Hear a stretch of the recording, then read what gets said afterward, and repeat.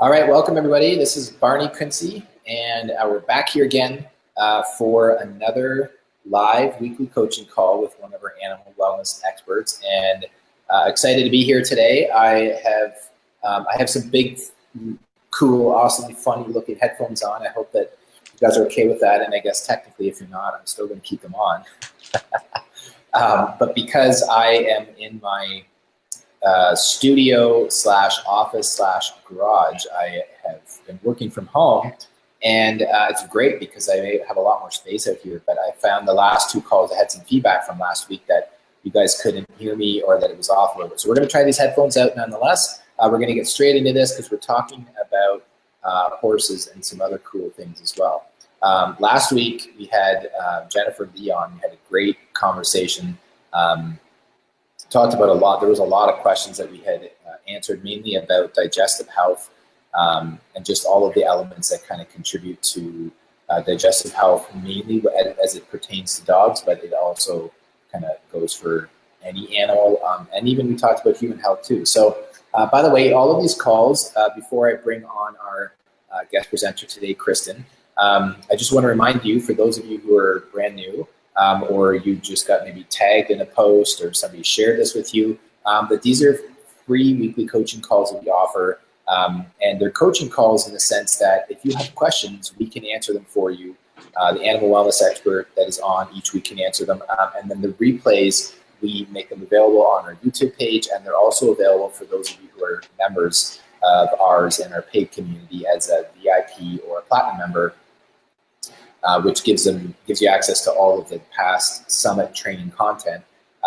You'll find that on the website as well. So either way, it's really easy to find the information. And what I'd love for you to do now, while I bring in Kristen in about 20 seconds here, is to just drop a comment down below as I see a bunch of people coming in, and let us know where you're tuning in live from today, because it's always fun to see. I think our record so far is we had 9 different countries on one of these calls. It was really cool. We had the Philippines, Australia, the UK, Canada, Mexico, another European country, and then I'm going to forget the rest. So Kristen Hall is going to be jumping on here in just a second. I'm going to bring her on. And Kristen, welcome. You're here. You're on the screen. You're live. Great. So how you doing? I'm great, and my cat has decided to join me. Perfect. Perfect. The good news is if you have horses, you probably have cats, or there are barn cats where your horses are kept. So, yeah. So we're doing great. I'm excited to talk to everybody. Yeah. So you let some of them come in the house? Yes. And actually, my horses are boarded. And so I have 4 animals I share my home with, a small dog and 3 cats. So cool. So why don't you tell us, before we get into some of the questions and talking a little bit more about what you presented at during the summit, just tell us a little bit more about who you are and what you do, and just because I know that some people will know that already, but some people might not have any idea. Sure. So my day job, I'm a senior IT project manager for a global travel management company. And it's funny because, I'm also a horse owner. I have 2 horses. And as I mentioned, I have 4 other pets. I'm a total pet lover. And, I started using essential oils in 2015. And basically, I would take notes and write on little note cards on how to use oils in the starter kit with horses and around horses. And so what I would find is that people, between the time I talked to them about it and when they got the oils, and then when they brought the oils to the barn, they had forgotten everything they had heard. And so I really thought, there needs to be a book that really looks at the oils in the starter kit. Sorry, my cat she's of course deciding to get right, behind the camera. So anyway, basically I decided to write a book on horses and the oils in the starter kit. So that's how my book Sunshine Knoll was born. And it's a little flip book that's sturdy, so you can keep it at the barn where you'll use it. And the reason why I felt so strongly about doing that is because the average horse owner in the United States is a woman over the age of 35. And women over the age of 35 are very busy. Whether they have careers, whether they're raising a family, they might be doing both. They might be caring for elderly parents, etc. They're really busy. And so it's not easy to assimilate new information into your life. So you need some handholding. So that's why I wrote the book.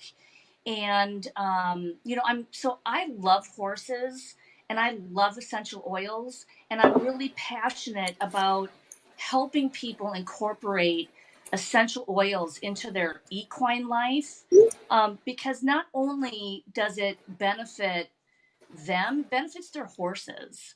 And it's interesting. My day job as a senior IT project manager, I had a really difficult project. Okay, you need to stay away from there, please.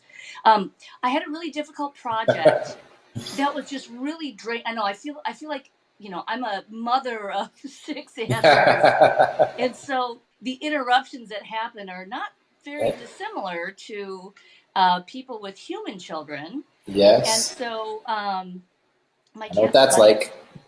she likes to bring me socks, meowing. So she was doing that earlier. But so I had a really difficult project, and it was really frustrating, and my job wasn't fulfilling. And so I knew that I was doing something I loved when I was writing the book, and I would come home after a really hard day at my day job, and then I would spend hours researching for the book. And so, personally, I love research and I love teaching. So I love learning and teaching. And so that's what really brought me to write the book. And I launched it at the Minnesota Horse Expo back in late April. And so, boy, I was excited to have an opportunity to present at the I guess it was the Young Living Success Summit, and then said, hey, if you can squeeze me in, I'd love to do something for the Animal Wellness Summit. And so that's kind of who I am and how I came to be here. And it's been really fun. And I've loved connecting with people that first knew about my book, etc., on the Animal Wellness Summit. Yeah, that's pretty neat. And the stats are interesting. We do find that not only in the essential oil world, but also but in the animal wellness world, there's a lot more females or ladies that I don't know if it's over a certain age, but it is interesting. But there are guys out there that are pet and animal lovers and that love essential oils like me. But your presentation, can you just give us a brief recap? Because this is where I had last week we did a call with Jennifer, and then I had 3 people message me who wanted to join VIP because they hadn't heard about the Animal Wellness Summit. They didn't realize that all this training and education is out there, that with the oils, and then they're like, wow, this lady has more training, and I have questions for her. So it was really cool. And I say that in preface to, or as an extension to my question, Kristen, because there's some that missed the summit. I know some of you watching this now have missed the summit and they have no idea what you did. So share with us what your presentation was about, and just at least a brief nutshell. Sure. So my presentation was called Your Horse's Emotions. And the 3 things I covered the science around, how we know if you're a horse owner, you know that your horses have emotions, but there's actually science to it. There are some people that think that animals don't have emotions, but the truth is emotions are an evolutionary advantage. So I talked about the science around your horse's emotions and the horse's amygdala. So horses, people, the reason why essential oils are so effective on people's emotions is because of the tie to the amygdala. Well, the amygdala, horses have the largest amygdala of any domesticated animal. So I could actually argue that essential oils are more effective on a horse's emotions than they are on a human, just to give you some comparison. And then the second part of my presentation was about my horse Seven. So I rescued a horse from a feedlot. His name was Seven. He's all black with a white 7 on his forehead. And when I posted a picture of him on Facebook, an acquaintance commented on the post and said, "Oh my God, I know that horse. He's dangerous. And he has a wound on his leg. It's going to cost $2,000 to fix him." And in speaking with this woman, she basically said to me that my horse belonged in a kill pen. And so, yeah, so it was, so that, I think that was That's an, not really nice. you know what? It was devastating to me because I'm an Yeah. animal lover. And then to find out that not this horse was notorious in the community. He had been passed through multiple trainers, and he had this injury on his leg. And then when the various trainers couldn't break him, one of the trainers actually spray painted. Okay, that's enough now. Spray painted over his wound on his leg and dropped him off at the auction.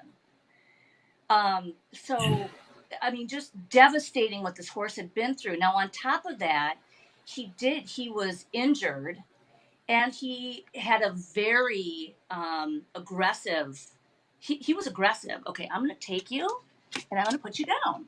Okay, so we'll see if that works. So I talk about what I did to really kind of bring him back to the horse he was meant to be. I'm getting emotional right now talking about it, um, because he was meant to be in my life, and I've learned so much from him. And the thing is, he's a being. He has a personality and a soul and emotions, and so I wasn't just going to throw him away like everybody else had done. Right. And so, sharing the journey, and, in the presentation, I love the video where, he went from really disliking people to now when I call his name, he comes running.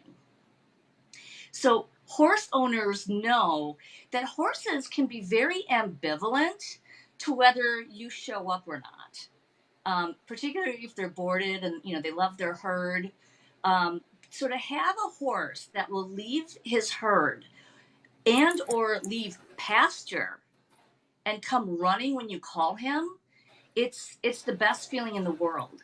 And so so I talk about what I did with him, and then because of my experience with him, the last part of my presentation was really about tips on working with difficult horses and being safe, and things like that. And so really giving people hope that they can do this. I am not a horse trainer. I mean, my horses will tell you I am not the best rider out there. I'm certainly not some sort of horse trainer. But you can do what it takes to help your horse recover and be the naturally good-natured being he or she is meant to be. Yeah. Yeah, that's one thing that I really realized or had a greater appreciation after a lot of the presentations that happened in the summit, and learning more about the emotions in animals, is that it's like that on a surface level we're aware that they exist, but then I think having a greater appreciation as to how deep they can go and how much they affect us, or we affect them, right? Absolutely. So what when it comes to using the oils from an emotional standpoint, why don't you share a little bit about that? Because I think that's a big, it's really, I would say it's a hot topic and has been for a while, about using oils, the quality that, and the different ways that you can use them on horses. And then we had a call on the controversy with cats and essential oils, and and then the dogs. But I think that there's a lot more education that is out there, which is great, but that can also be a hindrance. But share with us your perspective on that, and then I want to pull up a question that came up from Patricia here in a minute. So I think when it comes, a lot of people, when they want to use oils around their horse, they tend to want to jump into using them topically or internally. And I just wanted to take a step back and say, you know what? First of all, let's start with using them aromatically, because of that tie to the amygdala. Essential oils have such an amazing impact on the horse's emotions. And horses pick up on your stress and they absorb your stress. If their environment is stressful and they're not getting along with their herd mates, there's stress there. And I had spoken to somebody who said, "Oh, I used an oil on my horse and she had a terrible reaction." And I asked her, "Well, what did you do?" She dumped a bunch of the oil on a brush and then brushed the horse, and the horse had a reaction. And I asked her, "Now, why did you choose that oil to do that?" And she said, "Because I like the smell." Right? And that is not the way to look at using essential oils around horses. As we know, essential oils are very powerful, so you need to have an intention. And one thing I did in writing my book is I looked up the research. There is research that lavender essential oil, for example, when inhaled by a horse, can return the horse's heart rate from when it's acutely stressed down to a more normal heart rate. So just by inhaling the essential oil, it works on horses. Now, one thing I want to caution people against is if a horse spooks, they'll have adrenaline running through their body, and it'll take about 20 minutes for the adrenaline to subside. So if your horse is spooked, waving lavender essential oil under their nose isn't necessarily going to help them much. I mean, it might help them because of that acute stress, the heart rate reduce eventually. But so I like to tell people, think of using essential oils around your horse as a way to set the mood. So if your horse has been a little anxious, then let's set the mood. Use lavender essential oil. You can put a couple of drops in your palms, let it in your hand, invite your horse to smell. Give your horse a choice. A lot of times we force things on our animal, but it's really important to allow them to have a choice. And then you'll see them licking and chewing, which is a way to show that they're processing the information. And oftentimes they'll want to smell it in both nostrils because it impacts different sides of the brain. So you can put oils in the palm of their hands and let your horse smell them. The other thing is to use the oils on yourself. So that means, I think a lot of the people watching probably use a lot of the Thieves line, for example. Like I use the Thieves laundry detergent. I use all of the the Young Living skincare and makeup, etc. I use perfumes that I've made from essential oils. So I am not exposing my horse to those nasty chemicals that are in most detergents and fabric softeners and things like that. Right. And so that's one way to use oils around your horse. It's a very subtle way. And then wearing diffuser jewelry. So, I have diffuser jewelry on my website because it's a great way to wear it around your horse. And your horse's sense of smell is a lot more sensitive than yours is. So you don't have to necessarily use things full strength. But, another great tip I have is if you have a horse that's new to you, start wearing lavender when you go catch the horse. How wonderful would it be for the horse to come to associate feelings of calmness with you, Right. right? Yeah. So, peppermint is, horses love peppermint. Um, I don't really touch in my book too much about using essential oils with horses internally because I really want people to start at a foundation of using them aromatically around the horse. But I will tell you, I had the vet there. They wanted to give my horse an anti-inflammatory for some hoof issues to see if that would help some issues she's having.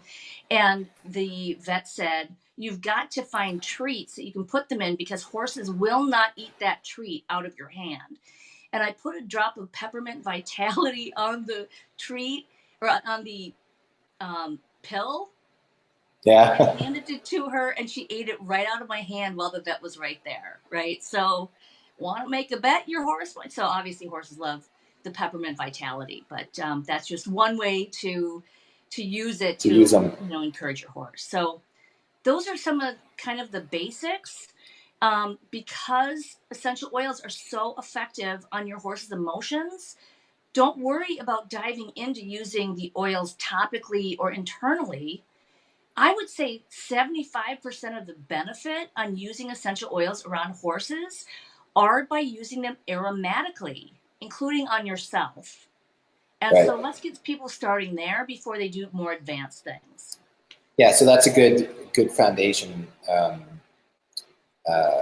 which makes really great sense.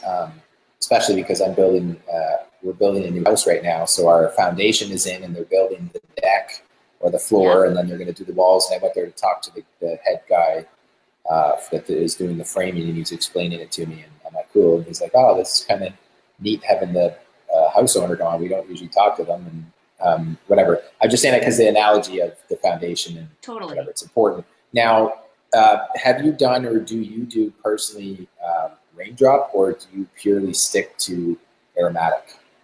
I do. I have done raindrop. I did a raindrop treatment on 7. Okay. It was really interesting. His reaction. I mean, so you have to be careful when you do the raindrop on horses, Yeah. especially a horse that's been through trauma like 7 had. So it really. I mean, he was moving, and um, you have to be really aware of your safety, because he almost kind of pushed me into a wall, and I had to say, no, this is my space and you don't encroach upon my space. And Right. horse owners are very familiar with the importance of keeping your space and not letting your horse come into your space, because you want them to respect you as a leader and not look at you as like a little sibling or something. And so, Yeah. but I do feel that the raindrop really helped him release some of those toxic emotions. Um, so it can be very effective. And I was at the animal and essential oils conference at the farm back in October, which was amazing, and saw many Yeah. demonstrations. So I think raindrop is a fantastic way to use oils on your horses. Um, And now in addition to kind of some of the aromatic stuff. to the aromatic. Now, curious, as I imagine, or I would imagine, if I'm not, I'm not a horse owner. I don't have any horses, but um, we used to growing up on our farm, and I love them, but it never really got. It was my sister who had them there, but I love the smell and I love. They were. I just was, they're amazing beings. But do you do them? Do you do the raindrop? Like on a regular basis, or you just do it kind of here and there, or you only ever did it once? Because I'm just thinking, if people are wondering about it, I know that the weekend again we've gotten questions like, how many times can I or should I, or because it's a fine balance of knowing the big picture of raindrop or topically applying the oils, which, by the way, I'm just thinking maybe some people don't know what it is. So I have to go into detail, but should just tell them briefly what raindrop is and how it works, because so the raindrop technique is a protocol of oils. This was developed by Gary, and it is a very specific order and protocol of applying the oils. And you can do it on humans, you can do it on animals. Um, and if you have not had a raindrop done on you, I recommend you go and find a local practitioner or ask in your various oil groups. Getting a raindrop is amazing, and I've gotten them at beauty school and at convention. Um, it is just fantastic, and I think it has a detoxifying effect, and it's amazing. Now, the thing in horses, so I went to a workshop taught by Sherry Ross. I'm in Minnesota, and that's where Sherry's from.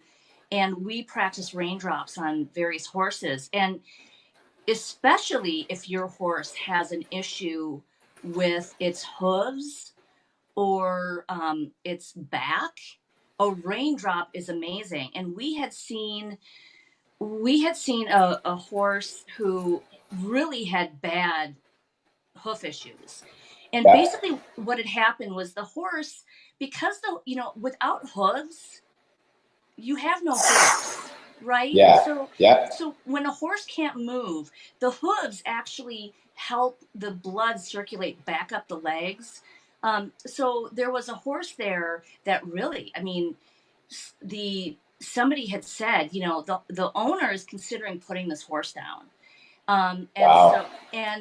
so the person who hosted this event said, "Would you mind if we tried some natural therapies on the horse?" And the owner said, "Sure."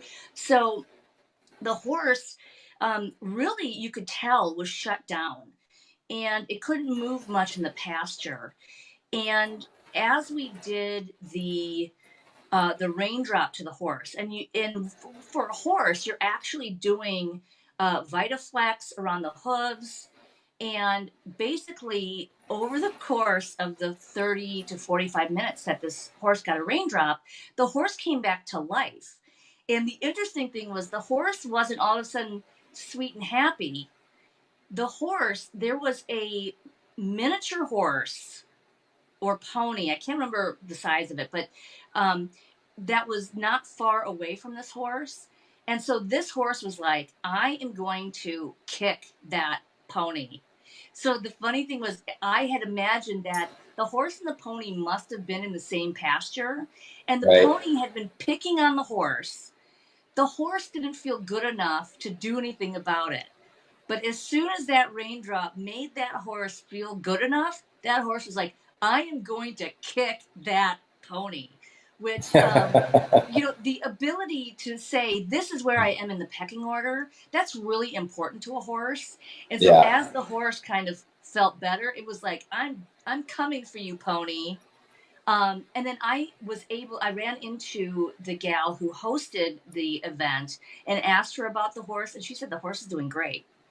So, as far as how often you can do it, for a horse like that, I would do it every day. And I will say, just a little plug for the Animal Desk reference. There is a lot of information about the raindrop in the Animal Desk reference. And so, if you have acute issues that you're trying to address with your horse, the Animal Desk reference is an amazing guide. And of course, working with vets who are open to oils and things like that is really important. But the other thing too is, if you're going to do this for a horse, be sure you're taking before and after video, because you can say, "I think it had an impact." But when you actually have video, so I started to do that with my horse and her hoof issues. The first thing I wanted to do is see if that anti-inflammatory worked. And then, so she's having issues again. So now I want to see, is a different hoof trim, is that going to work? And so if the hoof trim works, then we're good. If the hoof trim doesn't work the whole way, then I'm going to incorporate Copaiba into some treats to see if that's going to have an impact. And then I'm going to compare it. So I'll be able to say, "Here's my horse with the anti-inflammatory, and now here's my horse with the Copaiba," so that vets really like empirical evidence and being able to see with their own eyes the difference that it can make. So if you have specific issues you're dealing with your horse, take video, because that speaks volumes. And also, you might have things that you don't notice in a video, but your vet may notice things in a video. So yes, you can absolutely use the raindrop um, multiple times and more often for horses that are having, lameness issues. But definitely document everything you're doing. So if it does help, you can say, "This is what I did." Yeah, I think that's, oop, I'm not on the screen. I think that's important because I think that's the concern, not the concern, but like just a, well, yeah, the concern of the question really is people will use them, but then they're not really sure. And I think that from the perspective of being on the outside looking in, trying to determine if someone should, if I, I'm speaking in third person, if I, as in Barney, the horse owner, should use or consider using the oils, it's always good to know um, that you're getting results. And the challenging part is if when you're just doing research or you're getting yourself educated or whatever, if you haven't started yet, that it can be kind of challenging because then you do some research online and you can end up being more confused. Right. Which, another reason why the summit is great, because here we have some of the animal wellness experts and experienced pet lovers and parents like you who can share, like, well, here's what I found to be true. And there's a consistent theme Yeah.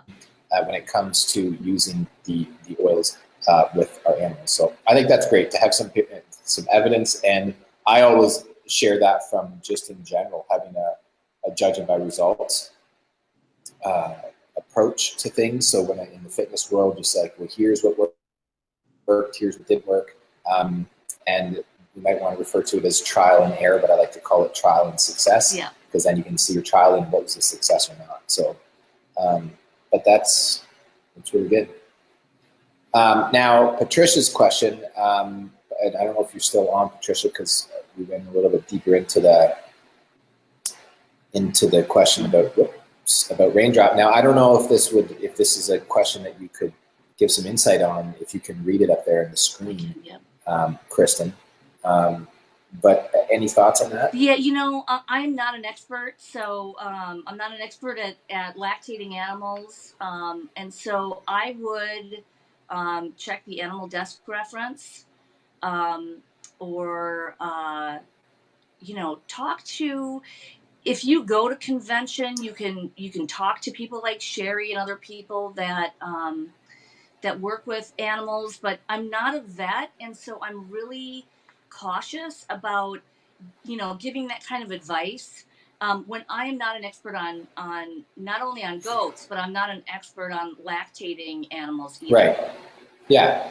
No, that's good, because I just didn't know. I thought maybe if you had some insight. But Tricia, I know that may not be the answer you're looking for, but that's okay. That's why if you have an additional question, I'm just thinking at the top of my head, the presenter's name came in my head and then it left again. But Patricia, if you still have that question and you'd like to get it answered, we can pass it on to some of the other presenters who might be able to help. But just email us at support@fullcircleholistichealth.com. So what else? Okay, she's still on there.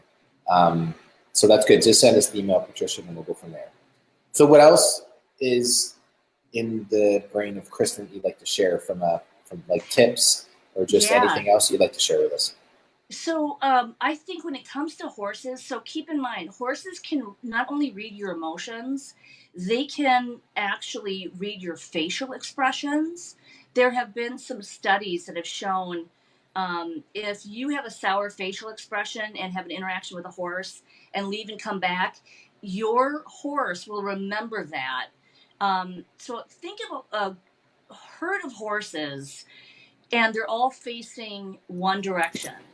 If a horse in the back notices something and starts running, the other horses don't have to turn around to say, "Oh, what's that horse upset about?" They just run. So they feel this. Right. It's such an evolutionary advantage to horses to be able to sense emotion and energy like that. And so it's really important when talking about horses and essential oils, use the oils on yourself to manage your emotions. So if you had a stressful day at work, do not bring that stress to the barn.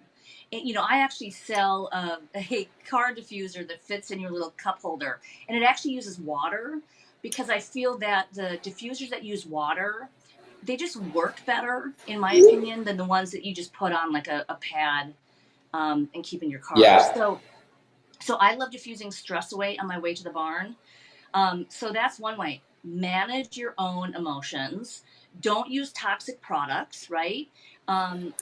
By the way, the Thieves laundry detergent works really well on horse blankets, but it will impact the water soluble, or the waterproofing of blankets. So you may have to apply a waterproofer after you use that. The other thing too is that your body, if you're riding your horse, your body, if you have tightness in your lower back, it will impede the movement of your horse. And so use the pain relief cream on your lower back. Use Panaway on your lower back. Keep your body loose. If you are tight, then your horse's gait will change based on how loose you are. So if you're a rider, you should, go to the chiropractor if you have issues, keep your muscles loose, manage your emotions.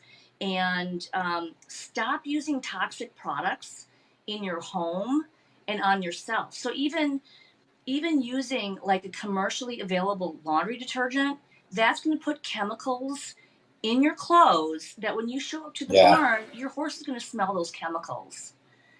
So I'm really passionate about, I think a lot of people watching are probably avid Young Living users, so they're probably, using non-toxic products already. But if you Yeah. haven't made the leap, I'm really going to encourage you to make the leap on that. Yeah, I will second that, not necessarily from a horse's perspective, but from my using the using the products for 10 years, which they're amazing. So what do you use to like when you go, like, this might sound like a silly question, but my philosophy is it's only a silly question if you ask the same thing twice. So here it goes. Would you give, like, wash your horses down, or like give them, like, not a bath like in a bathtub, but do you like clean them, Yeah. groom them? And if so, what do you use for them to keep them nice and clean? So it's funny. I'm at a really my horse Gracie is at a really nice dressage barn, and Yeah. so Gracie is a trail horse, and I've stopped saying just a trail horse, and I'm just a trail rider. Gracie and I love trail riding, so we go on trail rides, and but we're surrounded by horses that are dressage horses, like they're insured, right, and they're very expensive, and so Gracie doesn't get bathed as often as those other horses do. But when I do bathe her, I use the Animal Sense shampoo, which is really easy. And of course, you can add oils to it for whatever reasons you need. So it's interesting. Gracie, she's gray, which means she's mostly has white hair. And so those white horses can get, a crustiness. For compliance reasons, I won't say exactly what it's called, but they can get a crustiness on their back and on Yeah. their hooves, like the back of their hooves. And so you can actually use the Thieves household cleaner, diluted, to wipe that off and to wash them, to help with that kind of crustiness. And then of course the Animal Sense ointment is really good for that crustiness. I've also used either Melrose, which has tea tree, or tea tree combined with coconut oil, just the regular coconut oil you can get at the grocery store, Yeah. and put on the back of her fetlocks. And really, I couldn't believe how quickly it cleared things up. So I do bathe Gracie. I don't do it very often. Um, but when I do, I use the Animal Sense ointment. The other thing too is like my book. I have products. I have DIY products like a mane and tail detangler. And the mane and tail detangler uses cedarwood, lavender, and rosemary. It works amazingly well, and commercially available products for horses tend to have a lot of petroleum products in it, and they have that fake fragrance. So you can make your own products. And let me tell you, when I use that mane and tail detangler on Gracie, people come in, they're like, "Oh, I knew you were here because I could smell that amazing aroma." Um, right? And so Yeah. the horses love it and the people love it. And so that's what I use, with I'll use. Gracie. Some other I'll. things oh, go ahead. Oh, sorry, I didn't mean to. I was just going to say real quick as a joke. I went to a workshop, a 3-day workshop event in Houston, Texas this weekend, and I'm off the stream real quick. And I had people, they're like, I could smell you coming from down the hallway. Like that. Exactly. And you don't even I'm like, that. realize, yeah, you don't Yeah, and even realize that. I try not to put too much on because you don't want to, some people can get a little bit, Yeah. And so if they're toxic, they can get a little I had a gal bothersome. from my barn who messaged me and she said, "Do you sell essential oils?" I said, "Well, yes, I do." And she said, "What brand?" I'm like, "The only brand." And she said, "What do you wear to the barn?" I want to buy, and I said, "Well, the thing is, I wear all the products, and so it's hard to know." So, of course, I'm going to sit down with her and share with her the starter kit. But one thing I want to share with you is all the stuff I have in my tack locker at the barn. And Yeah. so I have the Animal Sense ointment. I have all of the oils in the starter kit. I just keep them in a little pouch in my in my tack locker, I keep the seedlings wipes. And so after I groom my horse, I'll, I wipe my hands with the seedlings wipes. I keep the seedlings diaper rash cream because if your horses have, um, think of it like how you use diaper rash cream on babies. It's like if there's something that needs to heal, I use the diaper rash cream on my horse. And then the one thing my horse loves, and actually both Gracie and Seven love this, are the wolfberry, the Ningxia wolfberries. So I actually have a packet that I keep in my locker. And then Seven, I don't ride Seven currently. I'm planning on trying to ride him this summer. When you have two horses and you have a horse that you can ride, I really haven't spent time getting him to riding him.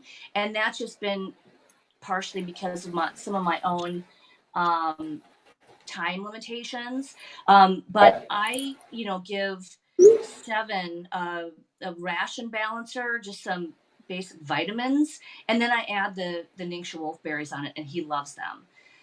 So I have those, and my horse will nicker at me when I, crinkle that bag. She's like, oh, give me some of those. So it's really kind of fun. And so when my horses have skin issues, I'll put a drop of lavender on them. If their skin issues are a little worse, then I might put a little bit of helichrysum, which is such a great thing to heal. So another funny thing is when I first put together a little kit to bring to the barn with my essential oils, I said, oh, in case the horses need anything, I'll have it ready. Well, that day I was doing groundwork with my horses, which just means like I have ropes in my hands. And basically I got rope burn.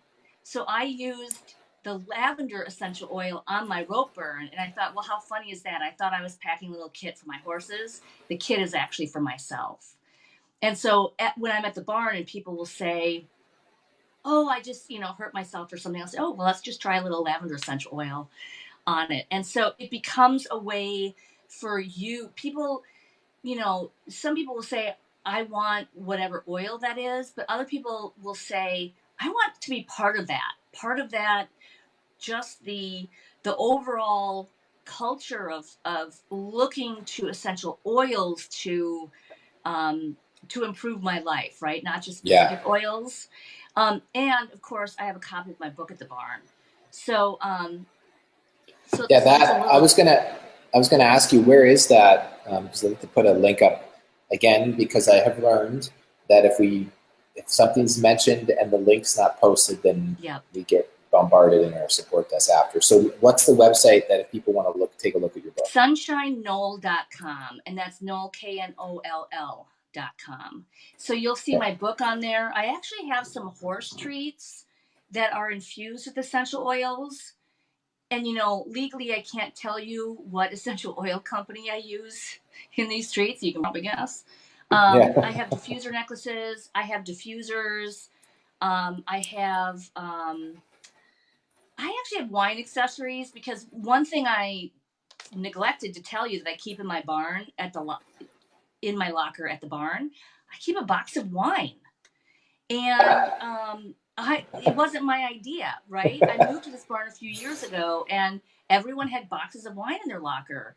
And so I actually have wine accessories, and that's partially because when I go do trade shows and different events, I like to have things that are that people that aren't into horses might like as well. And so it's kind of fun. I have these little, they're kind of Tiffany blue Bottle of colored little wine. wine goblets. So what Yeah. happens at my barn is like if you have your lesson, um, I'll brush my horse and I might put her away, and then I'll come and watch my friend's lesson. So how nice is it to have just a glass of wine while I'm watching this? Yeah. Um, I'm at a very social barn, and so if a trainer leaves or if a longtime boarder leaves, there'll be a little party, right, with a potluck and everything. So I have more stuff like that on Yeah, there, but that's neat. it's been kind of fun to have just a variety of things, and it actually helps with search engine optimization on my website, to drive other people to my website. So Yeah. That's great. Lots of fun things. What was I going to say about the book? It's sturdy enough to keep the. Oh, one of the reasons I wrote this was for people to market to the horse community. So you can get these in bulk from my website. You can always email me too if you want to get a larger quantity of them, and I'll cut you a deal. Because then what you can do is you can use the book to teach a class, and then you can say, if you order the starter kit through me, I'll give you a copy of this book Yeah, that's as a great. thank you. Yeah, So that's great. If people are, so by the way, if you're in Young Living and you're a horse lover, then this is great because that's part of the similar idea that we had with the summit for both the Young Living Summit, also the Animal Wellness Summit, is that members were asking to share, and they're like, well, I bought this content and it was amazing. And I'll share with my friends, my family, my clients, my colleagues, or other people at my barn if they're in a situation like that. Um, and so we made it easy to be able to share from the app for the paid members. But having a book like that for you that you've created for somebody to buy to then lend out to a friend or buy a couple to give to them as a gift, I think is great because it doesn't put so much pressure on the feeling that you have to learn everything to be able to share with other people. And the thing is, because I love research and I love teaching, I can really go, I could spend 8 hours talking about horses and essential oils, but that tends to overwhelm people. So a lot of times you have to take a step back and when people are learning something new, especially when busy and stressed out people are learning something new, you really have to make it easy for them to incorporate little changes in their life. And then, ongoing, they can, as they grow in confidence, they can do more things. But just getting started, it can be a real hurdle for people. Even to think, okay, bring lavender to the barn. The other thing too is I'll say, I'm on Facebook. I'm on, Sunshine Knoll. I have a page on Facebook. I have a page on Instagram. My website has a blog, and every Wednesday I share an essential oil to use around your horse. So there's information out there, and I like to support all those posts with science about it, etc.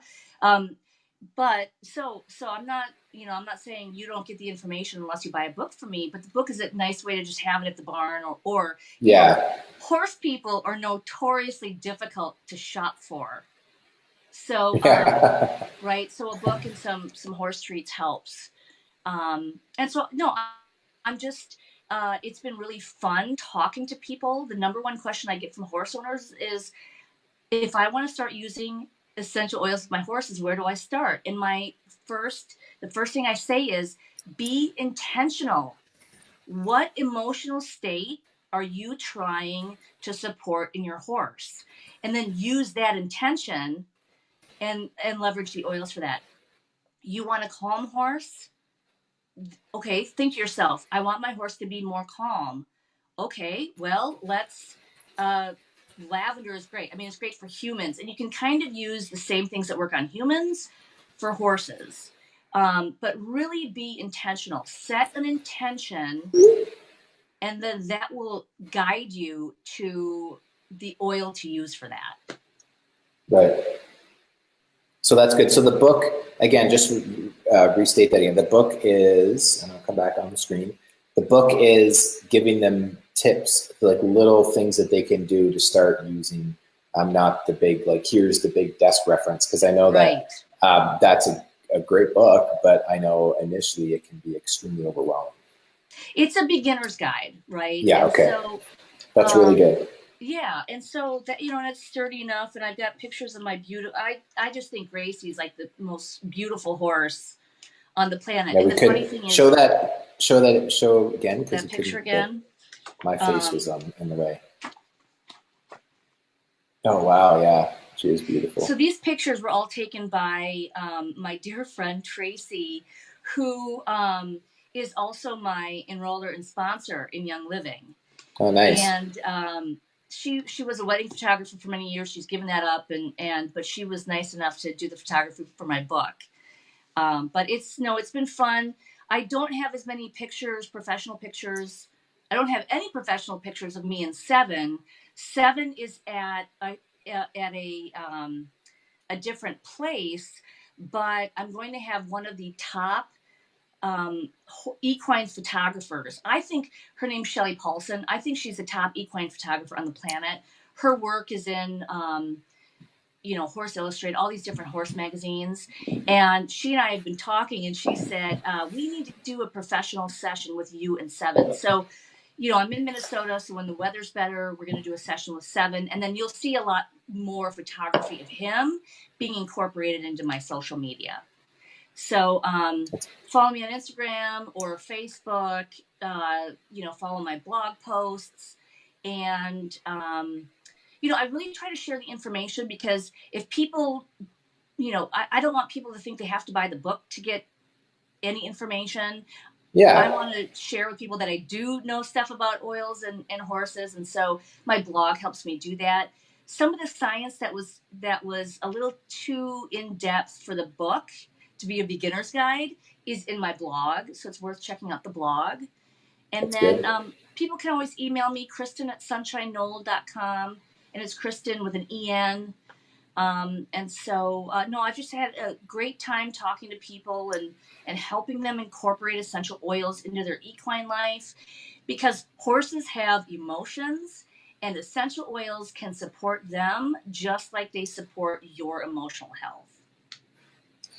Yeah, agreed. And I appreciate that, because I think it's good to just do something that is just simple, like keep it, like the little things that you can do, like you said, put some lavender in your hands, rub your hands together, bring it up to them and let them kind of calm down. And I really like what you said earlier too about that they, with that association. I know that one of the other presenters, oh my goodness, I'm drawing a blank. She's from Sweden. She's an animal behavior specialist. I'm completely drawn a blank. Oh my goodness. Well, but you might be talking about the association when you get a new horse. Well, it was about the power of association that all animals have, that they have with their interactions with, like you said, that little pony and the horse, right? And then their association with us as human beings, and then the power of smell. And so if there's something that's off-putting to them, like now when we walk in or go into somebody else's home, or I'm walking in another neighborhood like I was in Houston, and I could smell all the nasty laundry detergents and the cleaners, and we live out in the country and we don't use that stuff anymore. It kind of, catches you by surprise, because you don't remember until you smell it. And I just wanted to say that I think that was a really powerful point about the association, that to be able to use the oils to give a positive, association. Have you ever noticed that you've never heard somebody say, now what does that smell remind me of? Because about the toxic stuff? Well, no, any smell. Nobody ever says, what does that smell remind me of? Because when you smell something, your memory is the amygdala is the center of your emotional memory. It's where emotional memories are stored. So when you smell something, there is an immediate, you are transported. It's like a time machine almost. So my friend, a childhood friend of mine, her mom used Lysol. So anytime I smell Lysol, I am immediately transported to her home growing up. But It's that association you're talking about. So, horse manure, if I bring someone that's not used to being around horses to my barn, they'll say, I smell horse manure. Right. Now, if I show up someplace, I'll be like, where are the horses? There's horse manure here, right? Horse manure, it sounds strange, but I don't have a negative connotation with horse manure. It's actually the same for skunks. I mean, if I smell a skunk, it reminds me of a summer camp I went to that I absolutely loved. So it's not, now of course, I wouldn't want to be sprayed by skunk. Yeah. But that kind of faint smell, like that, that's not a bad smell to me. But that association in your brain with smell, it is automatic. It's the only one of the five senses that goes directly to the brain without processing. And so that's why things are so so tightly wound together between smell and memory. Yeah, that's very good point. Going right through the limbic center into the emotional center, and it's true. I have a very powerful connection to White Angelica and Palo Santo, the two oils. Because when I first used them, I was in a challenging time in my life. I was going through a relationship breakup and a business breakup. It was really stressful. And the guy who introduced me to the oils, Paul Check, said, you got to use these to give yourself like a sense of groundedness and kind of, protection from all the stuff that's going on. And when I smell that, it like instantly takes me back to that time.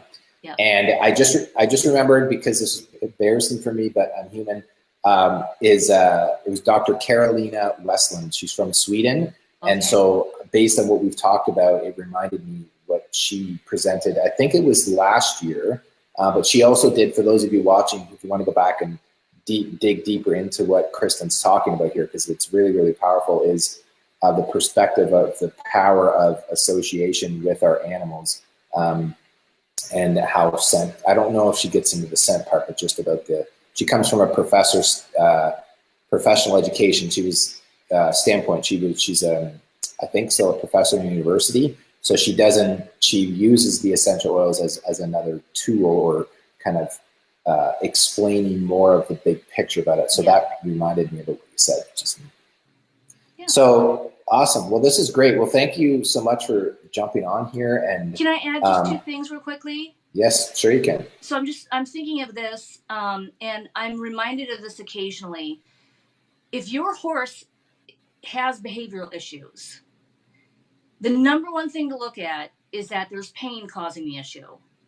So when people, I'm sure that there are people that will try to use oils for behavioral issues, and they can be wonderful for that. Number one, always assume it's a pain issue. So Gracie is known as a really sweet, everyone loves her at the barn. She's very sweet. She's very docile. But so when Gracie is acting up, it is because of a pain issue. So for example, I was trying a dressage saddle on her, and I just sit on it so much differently, and it was different for her. And so she kind of crow hopped and I fell off. And the truth is, instead of assuming she's being bad, always ask yourself, what pain might my horse be experiencing? And so I did that for back issues. And then I was doing groundwork with my trainer, and basically Gracie would not go circle around me to the left without throwing a fit. And so again, I had to say, instead of assuming she's behaving badly because she's being snotty, you have to ask yourself, is it possible that there's pain here? So I really caution people when it comes to horses to do that. The second thing is, if you have a horse that's too much horse for you, like you've maybe rescued a horse and the horse is just a handful, etc. Instead of sending your horse away to a trainer, what I would encourage you to do is work with a trainer that will work with you and your horse. Because you can send a horse off to a trainer, but when the horse comes back, it's you and that horse. And it's that relationship you have with your horse that's more important than the relationship he or she had with the trainer. So, be sure if you're working with a difficult horse, work with a trainer that's not going to, my trainer will occasionally say, can I just show you what I'm trying to get you to do? Yes. And so she'll show me this. Okay, now I know. And then I ask my horse to do it, because horses operate on a respect basis. And so you need to work on the respect with your horse. And the beautiful thing is, essential oils can help. It can help release, trauma or emotional wounds due to pain issues, because pain issues can cause emotional things. And then it can actually help with the pain management. So I really want people to get the message that if your horse is misbehaving, please consider that there might be a pain issue. And if you need help with your horse, instead of sending your horse away, work with a trainer that will work with you and your horse. Two rules to live by. That's really good. I didn't want to cut you off, but that was your last nugget of wisdom. Yep. Awesome, because I was just going to ask if you had any final nuggets of wisdom. So again, everybody, thank you to Kristen. Thank you for coming on, and everybody for those of you who are watching, go check out her website, sunshineknoll.com, and that's Knoll, KNOLL.com. And as she said, you can email her at Kristen@sunshineknoll.com, and it's KRISTEN@sunshineknoll.com. And go to check out the book, and if you have any questions for her, reach out to her. And also know that this will be available as a replay, so you may be watching this on YouTube on our membership site after, or so if you're on live. But share these calls and share because this is what we're doing weekly as we lead up to the third Animal Wellness Summit this year. We have a live training event. I don't know if you had heard that through the presenters circle yet. Kristen, I know you said you weren't getting emails, so I think we'll get that resolved for you as a presenter. Right. But we're doing a live event here, a 2-day live training event called AWS Live in, I think, end of May or beginning of June in Canada. So it's going to be pretty fun. And so it's just neat. So thank you for taking the time. And I encourage you all to go check out Kristen's website, grab the book, because, yeah, it's something that it's just power to have resources. I think that it's great to have tools that you can use to be able to easily share. Absolutely. With other people. Now, there is one last question. Sometimes this happens right at the end. Anna, so great little question here. So I feel the same way about pain with dogs, never assuming that they're being bad. I just started using essential oils, but I'm wondering which are your favorite oils besides lavender and the most obvious. So I think she's just asking.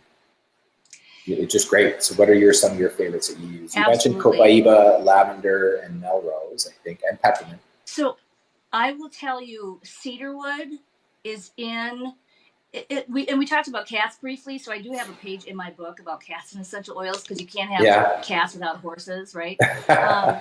Cedarwood is an essential oil that is always in my essential rewards order. It is always in my diffuser at night. And I mentioned it's an ingredient in the mane and tail spray recipe in my book. Cedarwood is my absolute favorite. Very grounding. Now, I was recently at, it's I can't say this easily, Muir Woods. That's, like north of San Francisco. It's like a natural cedar. The red cedar is there, and the smell in the air is amazing. It's like no place I've ever been. And so it's not exactly that same type of tree, but it's similar, the cedar wood.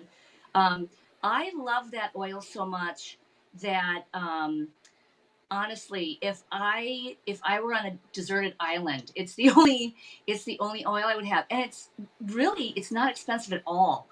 Another favorite of mine is Idaho Blue Spruce, which of course is out of stock right now. Okay. So I have to remember when it comes back in stock, just have one on my essential rewards order every month. And what about the Northern Lights Black Spruce? Have you used that? I love that. I do love that. Blue spruce, though, there's something special about it. Oh, it's so strong. Yeah, I know. There's just something about that I love. So that. So I shouldn't tell you that I have 4 bottles in my cabinet here. That you have 4 bottles of Idaho Blue Spruce? Yeah, but three of them are the ones that I had bottled myself when I went to the farm to do winter harvest with Gary, which I'm very grateful for that experience. Well, if I were you, I wouldn't let those go. No, I'm keeping them just for smelling. Find out your address and break into your house and steal it. And so okay, so you said cedarwood, blue spruce. Blue spruce. I do love Northern Lights Black Spruce also. Orange. I mean, orange is, when I have people say, I need something for mood, number one oil to go to is orange. I mean, there is scientific research on orange essential oil promoting, helping anxiety and helping just good feelings, especially if there's so much less sunlight in the winter. Orange is just amazing. So you don't need to do all the expensive oils. Now, Lord knows, I have plenty of expensive oils. I was a little bit obsessive when I started When you looking first at got moving, them.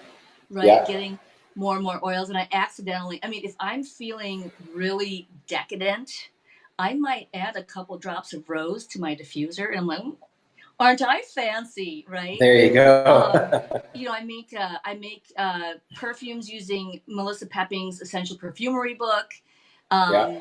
And so I accidentally dropped rose on myself instead of in the bottle. I'm like, don't I smell lovely? So I love a lot of the fancy, expensive ones, but there are some amazing basic ones like cedarwood. Like Cedarwood's the number one thing I recommend to get to people. By the way, so I am actually studying for my aromatherapy certification. So some of the things I've learned, cedarwood is high in sesquiterpenes, which, not to get too scientific, but just they're heavier molecules, so they don't travel as far. So if you need help sleeping, you can diffuse cedarwood. But here's the thing, don't have your diffuser be across the room. Make sure it's right near your bed so that you can get those, get the benefits of those sesquiterpene breathing it in all night long. And so cedarwood. That's good. No, that's good. So Anna, hopefully that helps. I think so. Cedarwood, Northern Lights black spruce, and then Idaho blue spruce. Now these are, if you're not, in Young Living, basically you become a wholesale member. There's people like Kristen and I who build the business, and what that means is we just share the oils with people. And then there's some people that just love the products 100%, and they're a consumer of the product. No different than you go to the grocery store, health food store to buy products. It's just that you get better rates, wholesale, to ship anywhere practically in the world, and they're really great. So yeah, but if that helps you, Anna, that's a great question, and we'll end off with that. So thanks again, Kristen, for jumping on. Thanks everybody who's tuning in live, and again, thanks in advance for sharing. And any questions for us, or if you need help or assistance with your membership, or if you're one of our paid members, just email us at support@fullcircleholistichealth.com. We're here to help. And if you missed the summit and you're wondering what the heck it is, it's basically all these great, amazing talks that we've put together during a period of time that was free. And we don't have it set up on the website yet, but we are putting where you can pay like $5 to take like a couple days worth of access of it.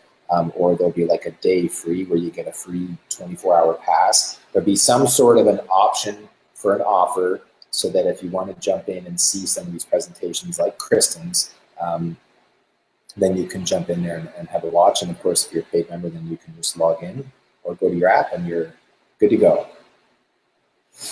All right. Okay, well, thanks a lot, and we'll see you guys on the next call, and have a great week. And as I like to say, stay blessed, stay grateful, stay humble, and stay hungry. Make sure you use your lavender and your cedarwood this week to help you with better sleep and the good feelings with your horse.